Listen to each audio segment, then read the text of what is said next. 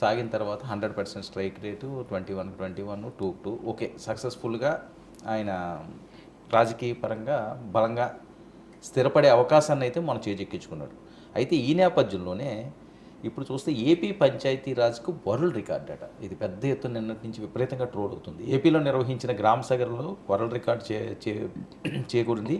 August 23న 13,326 పంచాయతీల్లో గ్రామ సభలు నిర్వహించిన డిప్యూటీ సీఎం పవన్ కళ్యాణ్ బాధ్యతలు చేపట్టిన తర్వాత 100 రోజుల్లోనే వరల్డ్ రికార్డ్ అంటూ జరుగుతున్న ట్రోల్స్. ఈ రకంగా చూడాల్సిన గతంలో ఈ పరిస్థితి లేదా? అంటే ఏకకాలంలో రాష్ట్రంలోని ప్రతి గ్రామంలో గ్రామ సభలు పెట్టడం రికార్డే కదా.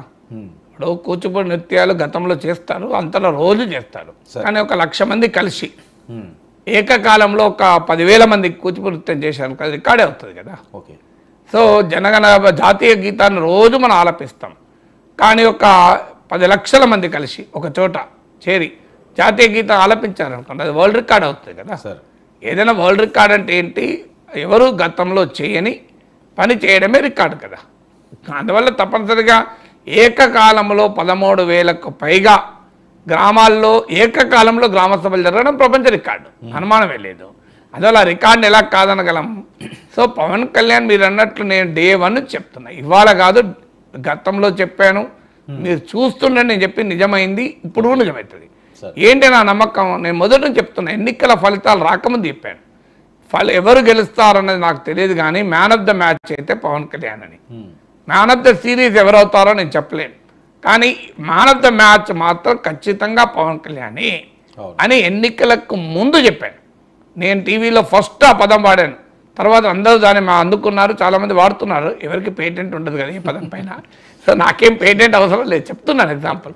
మీరు కావాలంటే తీర్చునండి, మ్యాన్ ఆఫ్ ద మ్యాచ్ అని వాడాను. సో అందువల్ల Pawan Kalyan is the man of the match.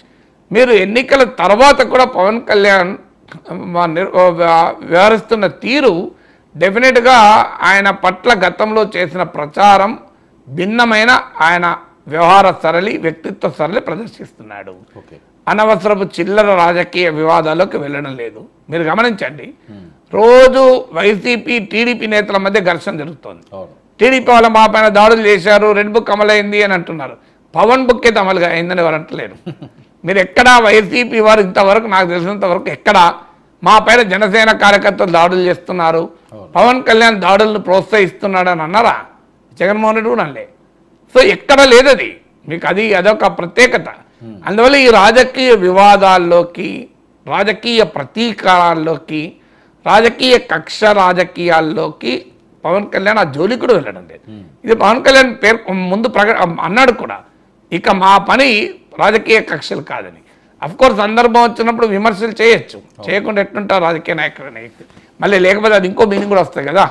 ఎందుకంటే చంద్రబాబు నాయుడు అంతా పోరాడుతుంటే జగన్కు వ్యతిరేకంగా పవన్ కళ్యాణ్ ఏం మాట్లాడతలేని కూడా అంటారు. కానీ పొలిటికల్ కాంట్రవర్సీస్లోకి వెళ్ళడం లేదు. రెండవది అనవసరపు హంగులు, హంగామాలు, తనకే అన్నీ తెలిసినట్లుగా ఒక సినిమాల్లో ఉండే వ్యక్తులకు ఎలా ఉంటుంది అంటే తిరుగు లేకుండా ఉంటుంది. ఇప్పుడు పవన్ కళ్యాణ్ సెట్ మీదకి వస్తే ప్రొడ్యూసర్ అయినా డైరెక్టర్ అయినా చేతులు కట్టుకోవాల్సిందే కదా. పవన్ కళ్యాణ్ ఇదే పవన్ కళ్యాణ్. అలాంటి సినిమా వాళ్ళకి ఆ రకమైన జీవితం ఉంటుంది కనుక వాళ్ళు సహజంగానే కాస్త వాళ్ళ ధోరణి డిఫరెంట్గా ఉండే అవకాశం ఉంటుంది. కానీ నీకెక్కడా పవన్ కళ్యాణ్ ఆ ధోరణి ప్రదర్శించడం లేదు. తాను ఇన్ స్టడీ, తాను ఇప్పుడు నేర్చుకుంటున్నాను, తాను ఒక బుద్ధిమంతుడైన విద్యార్థిలాగా వ్యవహరిస్తున్నాడు. అది చాలా మంచిది అది. ఎందుకంటే ఆ లో ప్రొఫైల్ ఏమవుతుందంటే పవన్ కళ్యాణ్